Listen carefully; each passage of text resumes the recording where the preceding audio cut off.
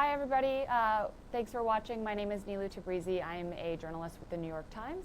I'm here with Chase Iron Eyes, who is in Cannonball, North Dakota. He is a member of the Standing Rock Sioux Nation, and we are going to chat with him about what's been going on at Standing Rock regarding the North Dakota, regarding the NADPL pipeline, or the DAPL pipeline, and just to chat a little bit about the eviction notice yesterday for members still at the camp that was given by the Army Corps of Engineers. Chase, do you want to go ahead and introduce yourself? Yes, thanks so much for having me. To all the listeners out there, my name is Chase Iron Eyes. I am an attorney with the Lakota People's Law Project, founder of Last Real Indians Media, and a member of the Standing Rock Nation. I was born and raised here on the Standing Rock Reservation, which has become the focal point for one of the largest and most monumental and historic struggles against big oil, big extraction, this pipeline, and which has lasted 6 to 8 months and has resulted in over 700 arrests, some permanent injuries, some felony arrests, including my own. I'm being charged with inciting a riot. As of right now, I don't have an arraignment date, but yesterday, the forcible evacuation was commenced probably somewhere around 4:30. I got out of there. We were there to document, to show solidarity, and to show support. But I made it out, as did many others. But there are still people on the ground out there, and so we've been not to the site, but right within immediate viewshed of the site to document and to see what's going on. And law enforcement is on the ground. They're in the camp, and they're proceeding to make arrests of people who are barricaded inside structures or who are just still choosing to be on the camp. Great. And so we have questions coming in already. And so I'm just going to read a few out to you, and we can chat about them. Again, anyone who's watching, if you have any questions for Chase, put them in the comments. I'll read them out. We want this to be a discussion with all the questions that you guys have. So we have a question from Aaron Foley, who asks, what are the next steps? Well, the struggle and the fight definitely has to adapt. We have what we see as colonial forces, as Native nations have seen these colonial forces since the conquistadors landed in search of gold on a hemisphere that we civilized untold millennia ago. Those same forces have shifted and are now too big to fail finance and extraction.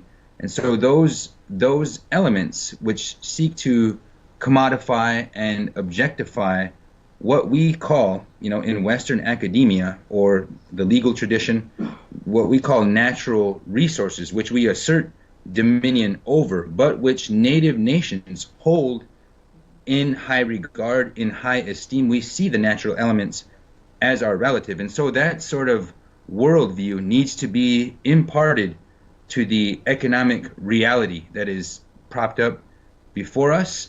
And that means that we need to be valuing not only water as sacred, but water as the foundation of all real economic value around the globe. Without water security, there is no food security or energy security. And so this struggle, this fight, is not just about Native nations. It is.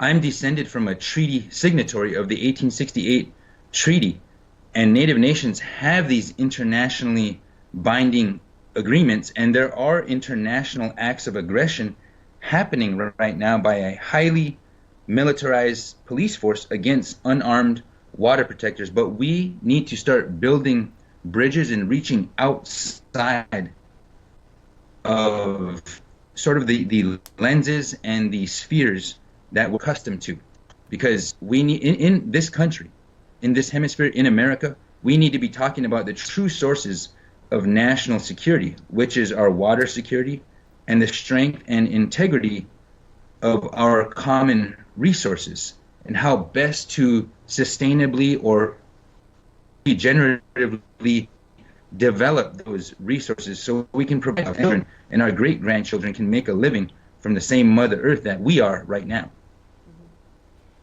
And so I'm curious too for you guys, what is the next thing that you're going to do? I mean, there's an attempt to file an injunction. I mean, what do you think is next for you? Yes, well, there are, the fight is big and the scope is broad. There is the Oglala Sioux tribe. Those are the descendants of Red Cloud and Crazy Horse. Then there's the Cheyenne River Sioux tribe.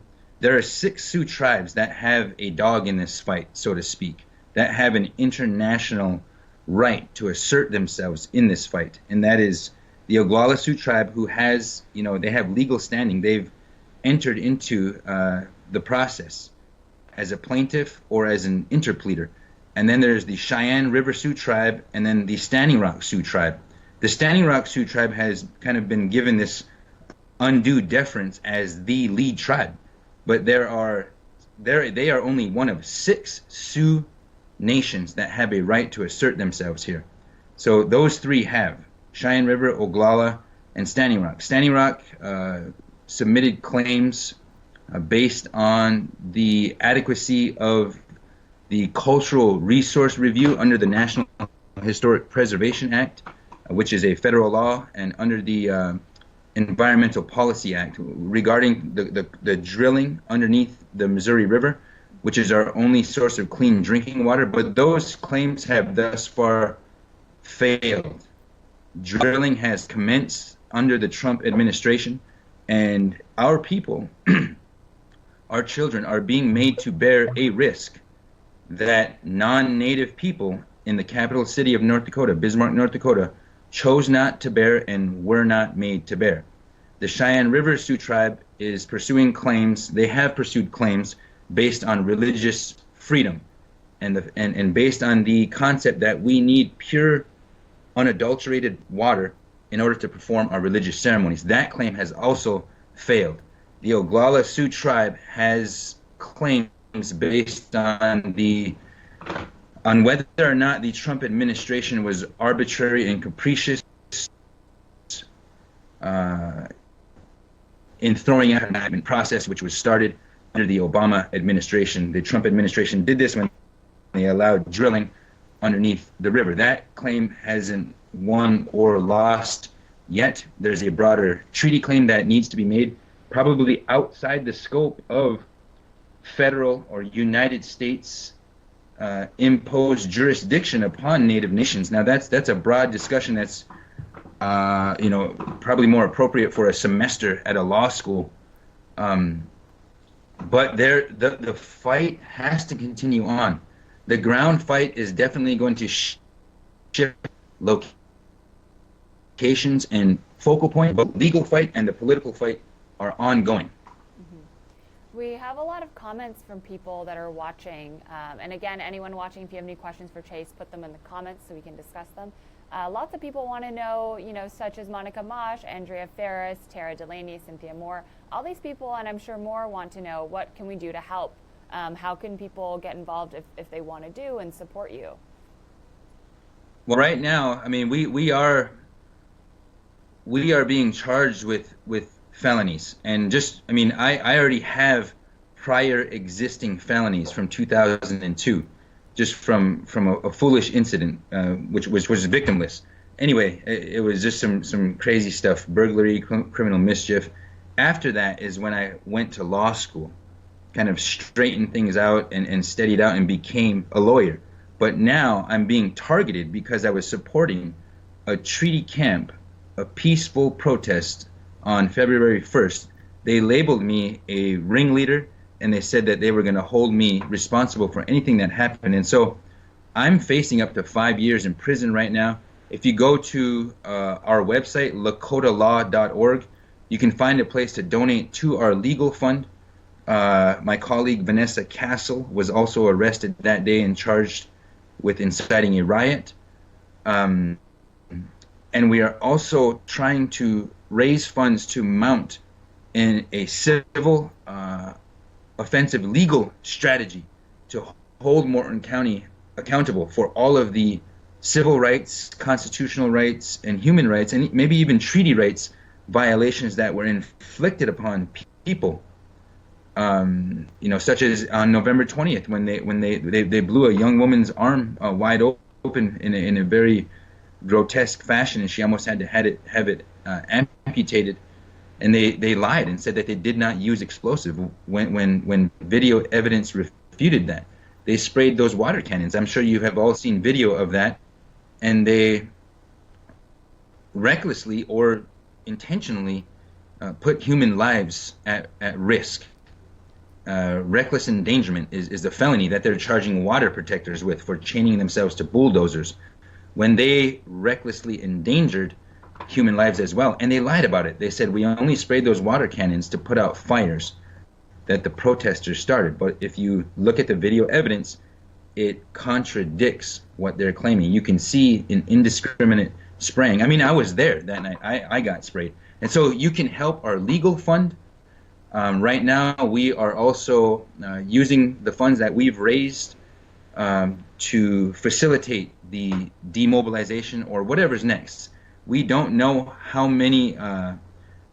much progress has been made on the drilling of the pipeline underneath the river, but there are 3 camps that were not raided, that have not been raided yet, that are south of the Cannonball River. You kind of need a map to understand the geography of what is the contested zone, where Native nations have not been allowed, by the military to assert ourselves for over 130 years.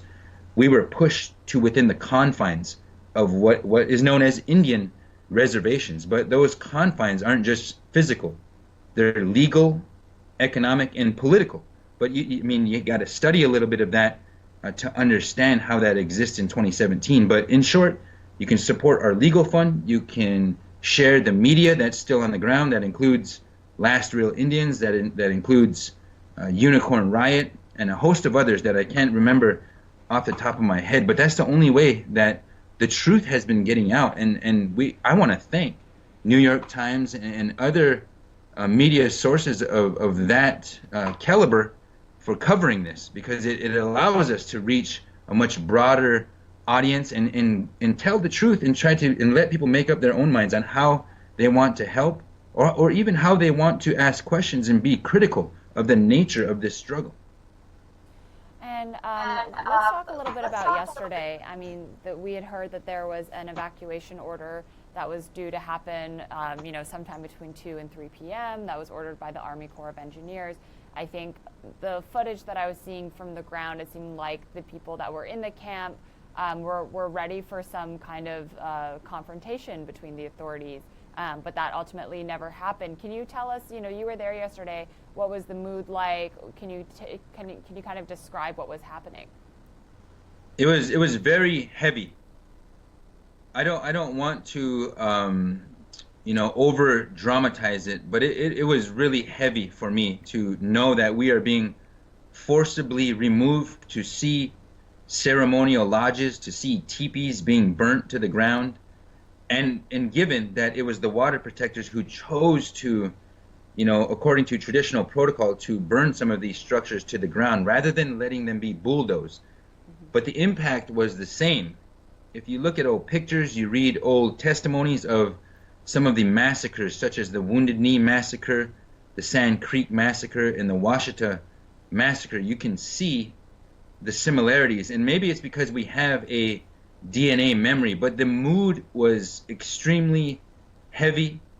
There was a lot of heavy hearts on the ground. People were singing their final songs to the sacred fire. They were offering their final tobacco and cedar offerings to that fire, which has united unprecedented amounts of people on the ground. Tens of thousands of people have come here to give of themselves, to give of their compassion, their energy, and their spirit.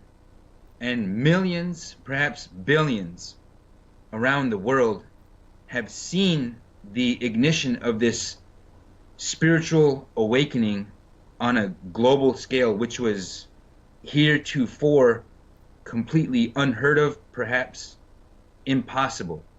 And so all of those sentiments, including the fact that a lot of people have made that camp their home over the last 6 to 8 months, they poured their heart and soul into their lives there. They've sacrificed, they've been maced, they've been shot with less lethal bullets, they've been tear gassed, they've been brutalized.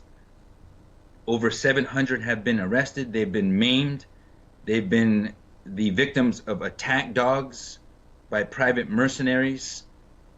They have been brutalized, but yet they stand.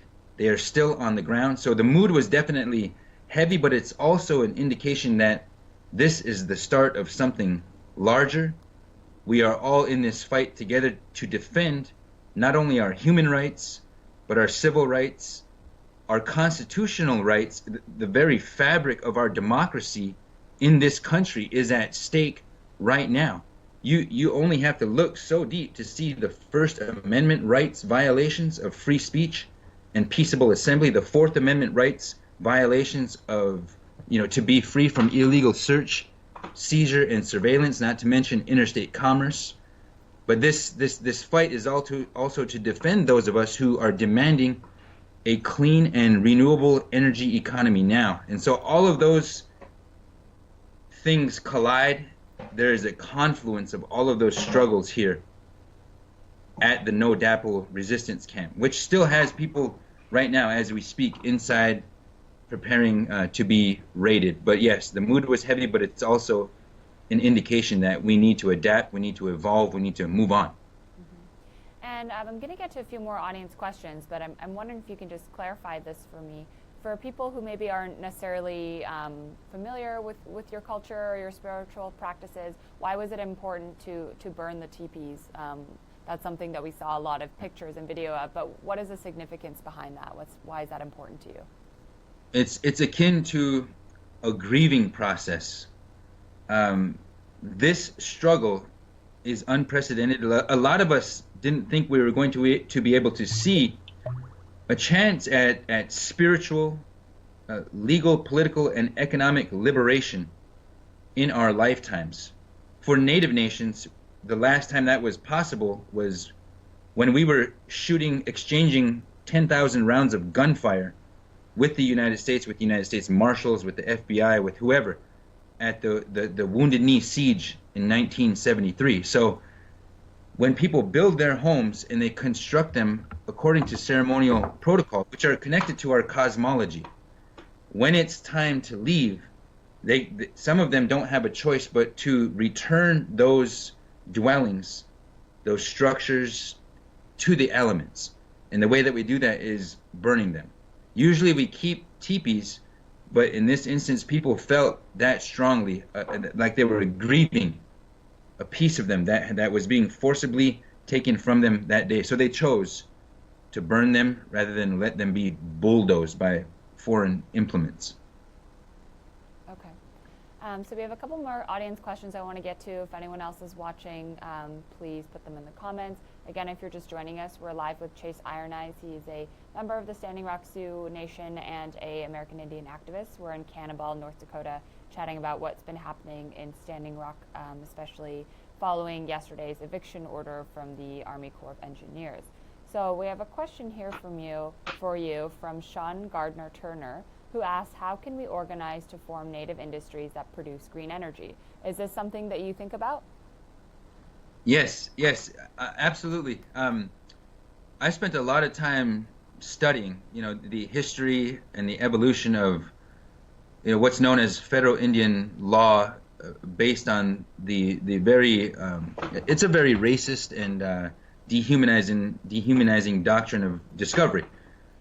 But I mention those things because when we're talking about Native nations being able to develop sustainable or renewable technologies and to deploy these technologies in our own homelands, we are inhibited from doing that because of the nature of federal Indian law, because of the nature of something known as Indian land title.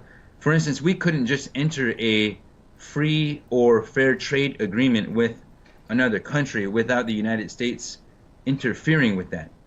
But we are going to have to start providing our own food security, water security, energy, and housing security. That's the only way. There's two ways to lead, and one of those is what we just did. We responded to an international act of aggression when they placed that pipeline, they placed this fight at our front door. We didn't ask to risk our liberty or our livelihoods or our reputation, even up to including our lives. We didn't ask to be able to have to risk those things. They brought that fight to our front door. But now with a Trump administration, with the elimination not only of Social Security or Medicare, but the potential termination of native nations, the federal relationship that we enjoy based on the treaty, we are going to find out that native nations have to provide their own food, water, energy, and housing security, because a lot of that is flowing from federal largesse. It's flowing from federal funds that come onto the reservations for us to provide those services. And yeah, we have a treaty right to those funds and to that international humanitarian aid, but we are going to find out the true nature of sovereignty, and we're on a small enough scale that if we can create some form of a regenerative economy, even on a small scale in our own homelands, we are in a position, because of the spiritual connections that we've maintained to the water, to the lands, to the natural elements, to lead the world in that regenerative economic fashion. And we are running out of time. As those of you who are listening probably know, if you pay any attention to climate change or to deforestation or to species extinction or to the fact that we're willing to poison our water resources, and we value oil security, carbon extractive security over water security, it's time that we lead not only our nation, we compel our own nation, and by extension, those developed and quote-unquote underdeveloped nations of the world into a new trajectory. Okay, and we have another question from Melissa Warren, who asked, do you think that there will be another protest in the future? Have you guys talked about any planned actions, or what do you think is next? Yes, there's two things in the works, and one of those is on February 27th in Washington, D.C. There's two things coming up in Washington, D.C. that we could use a tremendous amount of support on. February 27th, the chairman of the Cheyenne River Sioux Tribe is going to be in Washington, D.C. to be present for his Native Nations hearing on their temporary restraining order to stop the drilling. So we are planning an action in Washington, D.C. on February 27th, and also on March 10th, the Standing Rock Sioux Tribe will be hosting a march and a rally to raise awareness about the continuing and changing no DAPL fight. With that said, there's also no DAPL pipeline fights going on in Iowa and in other places. There is the potential that the Keystone XL pipeline could be reactivated. At that time, planning will go into how best to defend Mother Earth, to defend the lands and the waters against this. For us, it's an international act of aggression, but for Americans, as Americans, we should also be extremely concerned about our natural resources, which represent the true source not only of our sovereignty, they represent the true source of your very existence here, your legitimacy here. Native nations do as well, because America signed treaties with us. We recognized the fledgling settler state of America, and America derives its very legitimacy for even being in our hemisphere from those treaties. And so we should all want to honor the treaties. That doesn't mean we give all the land back. It just means where there's federal land and state lands and arguments over jurisdiction, that we're open to a negotiation process.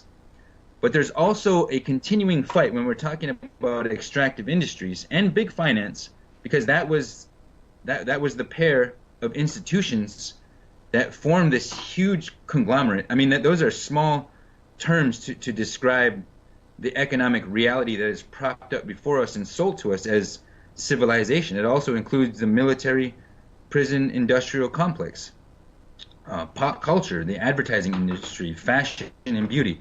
But those forces are also north of the border in Canada, and Indigenous peoples in Secwepemc territories near Kamloops, British Columbia, are organizing to fight against the Kinder Morgan pipeline. There's fights against the Trans Mountain pipeline. There's pipelines being built all over the place, and we're not showing that we're willing to be leaders, that we're willing to make the decisions that our people, our future generations, need us to make. We're making the decisions that corporations worried about their shareholders' next quarterly profit margin are making for us and forcing us to live with. Look at this pipeline that's less than a half a mile from me right now. We're being forced to live with that. We didn't choose to live with that. Nobody wants to be in the sacrifice zone. Nobody wants to be downstream from a pipeline that's going to carry 570,000 barrels of oil across our only drinking source every single day. Nobody wants to be where they're going to dump nuclear waste. Nobody wants to live next to the coal plant. I mean, you know what I mean? Like this is a serious issue for a country that has 350 million people and is the most consumptive user of energy in the world. We need to think seriously about our future. We're just going to take a couple more questions before we have to wrap up. We have a question from Adam Caldwell who says, I'm on side with your aims, but can you speak to the consensus among the Standing Rock Sioux tribe for the current actions and broader goals? I know you obviously you can't speak for everyone who lives on Standing Rock, who's a tribal member, but yeah, what is the sense among the people that you've spoken with? Yes, well, I mean, nobody can speak for everybody in the Standing Rock Nation. You got to understand, for 500 years, white guys have been coming to the Indians and saying, hey, where is your chief? Take me to your chief so I could get some finality on these land cession claims that we want you to sign. In Standing Rock, we are being subjected to a new form of withholding rations. If you go back to the time of Sitting Bull and Crazy Horse, when our economy was destroyed the first time, we were made dependent on federally issued rations of bread, flour, coffee, sugar, bacon, and beef. And when we would not comply with the dictates of the United States government or the agent at that time, all they had to do was withhold those rations. In 2016, the governor of North Dakota instituted the most militarized roadblock in North Dakota history, which functions to this day either as an official or a de facto economic sanction, a new way of saying we're withholding your rations, because that road is the quickest route from the biggest city next to our main income generator, which is our tribal casino. And so our casino has lost a tremendous amount of profit. They don't know if they're going to be able to recover, but the tribal council loses all of its discretionary income. And so they are under a tremendous amount of pressure. We don't blame them for wanting the water protectors to leave, which I believe is what the question is getting at. The tribe has requested water protectors to leave, and the tribe is cooperating with North Dakota State law enforcement to force this eviction. But water protectors who are on site are actually defending the treaty rights and the international identity, not only of Standing Rock, but of all the members of the Great Sioux Nation. And there are 6 modern native nations that have a right to weigh in on this fight. But it's a tough thing to live within, because I am suffering some of the ostracization. I'm suffering some of the critical looks and analysis that comes from people who are impoverished, who we have not been able to provide for ourselves. We have not known self-determination for over 140 years. And so when they're cutting off our supplies, naturally we're going to shift the blame to where it shouldn't belong. We shouldn't be blaming the water protectors. We should be blaming Energy Transfer Partners, and the governor of North Dakota, the state of North Dakota, well, the Republican-led legislature of North Dakota for what's happening to us here. Okay, great. Well, Chase, thank you so much for taking the time to chat with us, and I really appreciate it. For anyone else who's still watching, if you have any questions, please continue to put them in the comments. Maybe we'll see if Chase might have some time to answer a few of them after we're done live. Chase, do you want to sign out, say any last words before we end here? Yes, I just want to say thank you for hosting this discussion today, and for anybody listening in, I really do want to say thank you. This has been a long and beautiful and harsh struggle here at the confluence of the Cannonball and Missouri rivers. Something unprecedented has happened. It's because of your love, your compassion, and your generosity, and your willingness to pay attention and to see the truth, even if you must be critical of why water protectors are engaging the struggle that they're engaging. It's important to realize that we are now unified, and we have to fight to defend our rights against these constant encroachments that you see happening.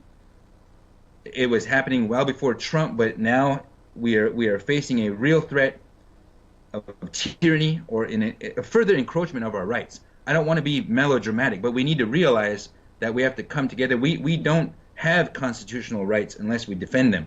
We don't have treaty rights unless we defend them. And as Americans, you need to start thinking about where your sovereignty comes from. It comes from this land. Who loves this land? Who loves these waters? Who is the patriots? Who are the patriots of our country? It's those of us who love the land and love the water. And it's your time to create those relationships which Native nations have created or have been gifted with through our own sacrifices over the last 10 to 20,000 years. It's time for us to really value each other as human beings. And with that, I just want to say thank you for listening. Awesome. Thanks again, Chase, and thanks everyone for watching.